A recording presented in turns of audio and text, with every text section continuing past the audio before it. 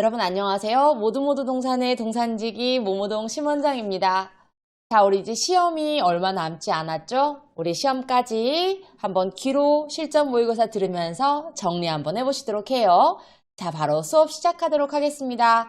귀로 듣는 요양보호사 2023년 시험 대비 실전 모의고사 1번입니다. 노인의 심리적 특성으로 옳은 것은 1. 외향성의 증가 2. 조심성의 감소 3. 우울증 감소 4. 경직성 증가 5. 의존성 감소. 자, 정답은요? 네, 정답은 3번 경직성 증가가 되겠습니다. 자, 우리 2022년도 41회 시험, 우리 요 전전시험 같은 경우에 첫 번째 문제가 신체적 특성에 대해서 나왔어요. 자, 우리 이번 시험 문제 심리적, 신체적 특성 또 나올 수 있겠죠. 언제나 1번 문제는 노인의 특성에 대한 문제가 나오니까 신체 심리를 다 더해서 그냥 노인의 특성은 이라고도 나올 수 있다는 점 기억해 주시고, 여러분들 기억나시나요? 비가역적이다 라는 말. 이 문제 나올 때 언제나 나오는 문제입니다. 자, 노인은 노화가 비가역적으로 진행된다. 이 말 꼭 잊지 말고 기억하시기 바랍니다. 비가역적으로 뭐가 진행된다고요? 노화가 진행됩니다. 자, 2번 문제입니다. 대상자와 관계를 형성하고 필요한 서비스를 제공하여 대상자의 신체적, 정신적, 심리적 위안을 도모하는 요양보호사의 역할은 1번 말벗과 상담자, 2번 관찰자, 3번 옹호자, 4번 정보 전달자, 5번 숙련된 수발자. 자, 정답은 뭘까요? 정답은 1번 말벗과 상담자입니다. 우리가 대상자와 어떤 라포를 형성하고 이러한 과정에서 편안하게 대상자의 상담자 역할이 될 수도 있고 또 대상자의 친구가 될 수 있는 이런 말벗이 될 수 있는 그런 역할을 할 수 있다는 거죠. 이런 말벗과 상담자는 대상자를 신체적 뿐만이 아니라 정신적, 심리적인 안정을 도모해 줄 수 있다는 점 기억하시기 바랍니다. 자, 3번입니다. 연하곤란 증상이 있는 편마비 대상자의 차례 예방을 위한 돕기 방법으로 옳은 것은 1. 수분이 적은 음식을 제공한다. 2. 식사 중 대상자에게 질문을 한다. 3. 신맛이 강한 음식을 제공한다. 4. 편하게 누워서 먹인다. 5. 가능하면 앉아서 상체를 높이고 천천히 소량을 제공한다. 자, 정답은요? 편마비 대상자에 대해서 묻는다기보다는 연하곤란이 있는 사람에게 특히나 사례가 걸리지 않게끔 하려면 어떻게 하나요?를 물어본다고 보시면 되겠습니다. 자, 수분이 적은 음식은 우리 대상자분들이 어떻게 해요? 삼키기가 어렵기 때문에 좀 자작하게 수분이 있는 게 좋겠죠. 식사 중 대상자에게 질문을 한다. 질문을 하지 않습니다. 식사하시는데 집중을 하실 수 있도록 도와줘야겠죠. 신맛이 강한 음식, 간혹 약간의 신맛은 대상자의 입맛을 돋우는 데 도움이 되겠지만 신맛이 강한 음식 같은 경우는 침을 많이 나오게 하기 때문에 오히려 사례가 들릴 수 있어요. 편하게 누워서 먹인다. 약간 앞으로 숙이고 턱을 당기는 자세로 드시게 해야지 누워서 여러분들도 식사해보시면 아시겠지만 잘 넘어가지 않죠. 오히려 사례가 걸릴 수가 있죠. 가능하면 앉아서, 그렇죠. 가능하다면 완전히 와상 환자라도 살짝 자동 침대를 사용해서 살짝 상체를 높이죠. 그런 것처럼 가능하다면 상체를 높이고 소량씩 천천히 제공하시는 게 참 좋은 방법이 되겠습니다. 정답은 5번입니다. 4번, 우울증에 있는 대상자를 돕는 방법 뭐가 있을까요? 1번, 대상자의 감정 표현을 자제시킨다. 2번, 모두 괜찮아질 것이라고 위로한다. 3번, 혼자 있는 시간을 갖도록 배려한다. 4번, 관심을 드러내기보다는 조용히 지켜본다. 5번, 햇빛을 받으며 규칙적으로 운동한다. 자, 정답은요? 네, 정답은 5번, 햇빛을 받으며 규칙적으로 운동한다가 되겠습니다.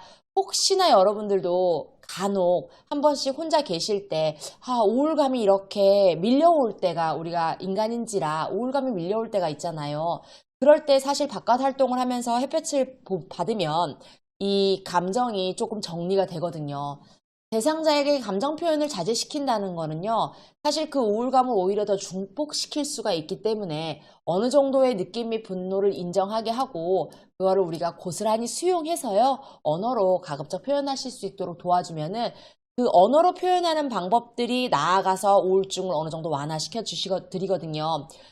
내가 오늘 너무 슬펐어 라는 말을 한번 내뱉음으로 인해서 어떻게 보면은 나의 슬픔을 바깥으로 표현함으로 인해서 우울감이 살짝 감소하는 그러한 긍정적인 역할을 할 수가 있어요. 자, 그리고 모두 괜찮아질 거야 라고 위로하는 경우에, 이런 막연한, 다 괜찮아요, 괜찮아요. 뭐가 괜찮은지, 어떻게 괜찮아질 건지에 대한 전혀 내용이 없는 상태에서 막연한 말은 사실상 대상자에게 도움이 되지 않습니다. 혼자 있는 시간을 갖도록 하면 어떻게 해요? 더 우울할 수도 있겠죠. 관심을 드러내기보다는 조용히 지켜보는 거 매우 중요해요. 이러면서 어쩔 때는 이렇게 말을 표현하게 하거나 안정적인 우리가 어느 정도 라포가 형성되어 있는 상태라면 안정적인 대화를 통해서 대상자의 감정을 충분히 이해할 수도 있겠지만 어떨 때는 내가 표현도 서툴고 어떻게 해야 될지 모를 때에는 오히려 조용히 지켜보는 그러한 과정에서 또 신뢰관계가 형성되기도 하거든요. 다음 문제로 넘어갈게요. 노인이 운동을 꺼리게 되는 신체 변화는 무엇일까요? 1. 폐활량 증가 2. 관절의 가동 범위 증가 3. 심장 근육의 탄력성 증가 4. 근육 피로도 감소 5. 조정 능력 저하 정답은요? 네. 노인들이 운동을 꺼리게 되는 이유는요. 전체적으로 나의 신체적 어떤 역량, 능력이 감소했기 때문이죠. 그러니까 조정 능력도 어떻게 돼요? 내가 내 몸을 마음대로 조절할 수 있는 능력이 증가됐다면 운동을 꺼릴 이유가 없겠죠. 조정 능력이 저하됐기 때문에 운동을 꺼리게 되는 겁니다. 자, 한번 볼게요. 폐활량이 증가됐을까요? 아니죠. 연령이 올라가면 올라갈수록 폐의 탄력성은 감소가 되고 폐활량이 감소가 되면서 쉽게 숨이 차 이렇게 숨을 쉬시면서 운동을 하시는 경우 간혹 보실 거예요. 관절의 가동 범위가 가동 범위가 증가되지 않죠. 내가 움직일 수 있는 가동 범위는 점차 줄어들게 돼요. 그렇게 되면 뻣뻣해진다는 느낌이 자꾸 들게 되고 내 움직임에 제한이 생기게 됩니다. 심장 근육의 탄력성이 증가. 심장 근육 같은 경우는 이 수축하는 힘이 감소해서요. 점차 쉽게 피로해져요. 그래서 심장 근육의 탄력성의 증가도 바람직하지 않겠습니다. 근육 피로도도 증가되겠죠. 근육의 피로도가 증가됐다라는 표현. 내가 조금만 운동을 해도 이전 같은 경우는 100m를 열심히 달렸어요. 달리고 나서 젊을 때는 가만히 있으면 뭐 10대 이럴 때는 조금만 쉬어도 다시 100m를 뛸 힘이 생겼는데 우리 선생님들도 공부하시면 아시겠지만은 일정 연령 이상이 되고 나니까 100m 한번 뛰고 나면 하루 종일 피곤하더라. 뭐예요? 근육의 피로도가 굉장히 증가됐기 때문입니다. 회복의 능력이 많이 줄어들었다는 거죠. 다음 문제 넘어갈게요. 체위 변경과 이동의 기본적인 원칙으로 옳은 것은 1. 신체 사항은 고려하되 심리적인 측면은 고려하지 않아도 된다. 2. 대상자에게 동작을 설명, 동의는 구하지 않는다. 3. 정상적인 움직임을 거스르지 않아야 한다. 4. 불편감을 덜기 위해 빠르게 체위 변경을 해야 한다. 5. 요양보호사만의 방법으로 실시한다. 자, 정답은요? 네. 정답은 3번. 정상적인 움직임을 거스르지 않아야 돼요. 팔꿈치가 안으로 구부러지는데 바깥으로 구부러뜨리지 않죠? 그런 표현이에요. 내가 갖고 있는 내 신체 구조의 정상적인 움직임은 거스르지 않습니다. 자, 1번 신체 상황을 고려하되 심리적인 측면을 고려하지 않아요? 아니죠. 모든 상황을 전체적으로 고려하셔야겠죠. 대상자에게 동작이나 동의 구하지 않나요? 아니죠. 동의 구하고 동작 설명해 드리죠. 자, 어르신, 우리 오른쪽으로 돌아서 다리 내리고 일어나실 거예요. 라고 설명드리고 대상자의 몸을 오른쪽으로 돌린 다음 대상자가 다리를 침대 밑으로 내릴 수 있게끔 하죠. 그러면은 어르신, 우리 이동하실까요? 이동하실래요? 이런 동의를 구하게 되죠. 불편감을 덜기 위해 빠르게? 아니죠. 적당한 속도로. 요양보호사만의 적당한 방법? 요양보호사만의 적당한 방법이라기보다도 모든 과정은 사실 모든 과정에 사실 적당한 방법과 적당한 속도가 필요해요. 근데 이게 요양보호사만의라고 표현하기가 조금 어려워요. 우리가 학습하고 있는 그 학습 내에서 어떤 원칙을 지켜가면서 방법을 다양하게 구상해 보실 필요는 있겠습니다. 자, 다음에서 설명하는 감염성 질환은 오염된 음식을 섭취해서 발생한다. 구토, 메스꺼움, 오한, 복통, 설사 증상이 있다.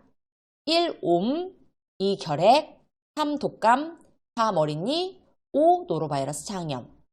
정답은요? 7번 문제 같은 문제는 여러분들 시험에 나온다면 어때요? 거저주는 문제가 되겠죠? 이 장염에 대해서 여러분들 많이 들으셨어요. 우리가 좀 상한 음식, 오염된 음식을 섭취해서 대부분 발생하고요. 이 장염이 걸렸을 경우에 나도 모르게 막 구토, 막 열이 나고 막 몸이 막 떨리고 그런 증상들이 있어요. 그런 것들 여러분들 혹시 경험해 보신 분들이 있으시면 더 쉽게 문제를 맞추실 수가 있겠죠. 감염력이 굉장히 강하기 때문에 장염을 선생님들이 혹시 어떻게 하다가 갖게 되셨으면은 어르신들 가정을 한 3일 정도 가지 않으시는 게 사실은 더 바람직합니다. 자, 8번 다음에 의사소통 방법이 도움이 되는 대상자는 여기 이쪽 등 지시대명사를 사용하지 않고 사물의 위치를 정확히 시계 방향으로 설명한다. 대상자를 중심으로 오른쪽 왼쪽을 설명해서 그런 원칙을 정해서 두는 것이 좋다. 1. 시각장애, 2. 언어장애, 3. 노인성 난청, 4. 진압력 장애, 5. 판단력 장애. 자, 정답은요? 네, 정답은 1번 시각장애입니다. 우리 의사소통 방법 여러 가지로 여러분들을 헷갈리게 해요. 대부분 다 어떤 시각적인 자료를 사용한다라는 문제가 지금까지 가장 많이 나왔었는데요. 자, 이 문제에서는 여기 이쪽 어떤 지시대명사 이 말은 뭐냐? 내가 어떤 손가락을 가리키거나 이런 방향을 가리키는 행동을 함으로 인해서 내 행동을 누군가가 볼 수 있다라는 가정하에 이쪽 저쪽이라는 지시대명사를 사용하거든요. 그런데 이 경우 같은 경우는 여러분들이 지시대명사를 활용하지 않고 대상자가 눈을 볼 수 없다라는 가정하에 설명을 해주셔야 되기 때문에 대상자를 중심으로 오른쪽, 왼쪽을 정해서 대상자가 내가 오른쪽, 내 왼쪽을 정확하게 인지하실 수 있게끔 물건이 어디 있는지 파악하실 수 있게끔 혹은 내 대화가 어떻게 이어지는지 파악하실 수 있게끔 하는 게 매우 중요하겠죠. 형태나 색상을 파악하기 어려워 청각이나 촉각, 후각 등에 의지하기 때문에 이 대상물을 먼저 인지시켜주는 게 매우 중요하겠습니다. 다음 문제입니다. 대상자가 내용물을 알 수 없는 음료수를 마시고 구토와 경련을 일으켰다. 응급처치로 옳은 것은 1. 구토했을 경우 토사물을 깨끗하게 치운다. 2. 인공호흡을 한다. 3. 의식이 없더라도 수분 섭취를 위해 물을 마시게 한다. 4. 병원 이송 시 대상자가 마신 음료수병을 가지고 간다. 5. 증상이 없고 복용량이 적으면 병원에 가지 않아도 된다. 자, 정답은요? 네, 정답은 4번입니다. 병원 이송 시에 대상자가 마신 음료수병을 가지고 가서요. 정확하게 어떤 것 때문에 우리가 이런 증상이 나타난지를 알게 하는 게 되게 중요해요. 구토했을 경우 토사물을 깨끗이 아니죠. 의료진이 분석하실 수 있도록 두셔야 돼요. 인공호흡을 한다? 호흡이 없을 경우는 그렇지만 아무 때나 인공호흡을 또 하지 않습니다. 의식이 없더라도 수분 섭취를 위해 물을 마시게 한다. 의식이 없는 대상자한테는 뭔가 맛있는 거를 준다거나 음식을 주지 않습니다. 증상이 없고 설령 복용량이 적다 하더라도 우리가 임의로 병원에 가지 않고 그러시면 안 돼요. 이미 이 대상자는 구토와 경련을 일으킨 대상자이기 때문에 반드시 병원을 가셔야겠습니다. 자, 귀를 듣는 문제 10번째 문제, 마지막 문제 집중해서 보실게요. 요양보호사의 성희롱 대처 방법으로 옳은 것은 1. 2년에 1회 성희롱 예방 교육을 받는다. 2. 대상자 가족에게 피해 사실을 말하고 보상금을 요구한다. 3. 감정적인 대응은 삼가하고 단호히 거부 의사를 표현한다. 4. 모른 척하며 일을 계속한다. 5. 동료에게 도움을 청한다. 자, 정답은요? 이 문제는 정답이 거의 한 개예요. 뭐예요? 3번 감정적인 대응은 삼가하고 단호히 거부 의사를 표현하죠. 우리 1년에 한 번 이상 성희롱 예방교육 듣고 있고 대상자 가족에게 피해 사실을 말하고 보상금을 요구하거나 이러는 게 아니라 시정을 요구하는 거죠. 모른 척하면서 일을 계속하는 게 아니라 피해 사실을 기관장에게 또는 담당자에게 보고해서 적절한 조치를 취하게 하는 거예요. 그래서 시설장에게 도움을 요청한 시설장에게 보고를, 담당자에게 보고를, 이 정답이겠죠. 자, 그래서 우리 정답은 감정적인 대응을 삼가하고 단호히 거부 의사를 표현한다가 정답 3번이 되겠습니다. 자, 여러분, 그래서 여기까지 귀로 듣는 문제 한번 풀어보셨어요. 어떻게 조금 이해가 되시나요?